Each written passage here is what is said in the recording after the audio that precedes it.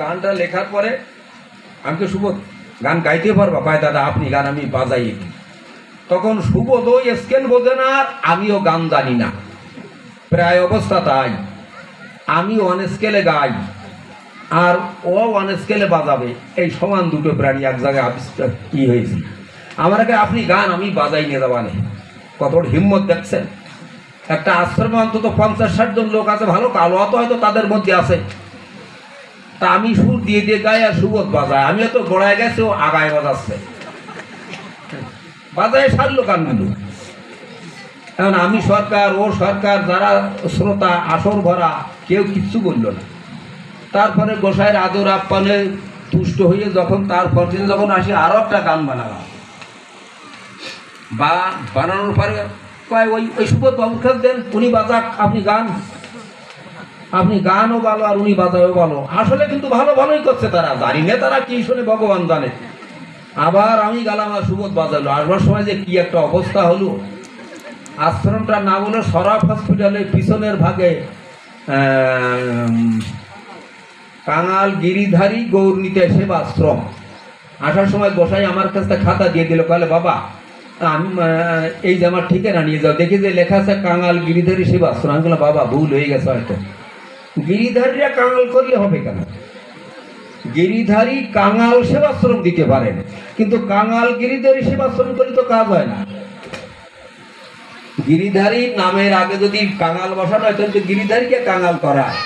গোসাই তো মাথায় দিয়ে বললো বাবা কত MA পাস শিষ্য আছে আমার, কিন্তু কারো মাথায় তো এই কথাটা ঢোকে নাই। তুমি এই খাতা পত্র নাও, একদম ফেলে দিল, লিখে দেয় মানে ঠিক করে দাও কাটি, আমার তা সম্ভব নয়। উত্তরপ্রদেশ থেকে মানে কন্যাকুমারী থেকে হিমালয় থেকে কন্যাকুমারী তার শিষ্য আছে, তাহলে এইতে আমি হাত দেবো কলম সব? এত মূর্খ না আমি। আপনাদের শিষ্যদের বুঝাবেন, ওরা যদি স্বীকৃতি দেয়, যদি কাটতে চায় কাটবেন সেই সময়, তার আগে নয়। এইবার গোসাই একটা তুলসীর মালা এনে আমার গলায় ভরাই দিল, কয় বাবা আমার তো আর গুরু ক্ষতি হবে না, তবে তুলসীর মালাটা গ্রহণ করো। কৃষ্ণ মতে আমার 2 জন গুরু, একজন তুলসী মুখার্জি 3 নম্বর গুন্ডাফলি, আর একজন অভিরাম গোস্বামী বৃন্দাবনে। আমি 9 জায়গা থেকে দীক্ষা নিছি, শুনছেন কোনোদিন?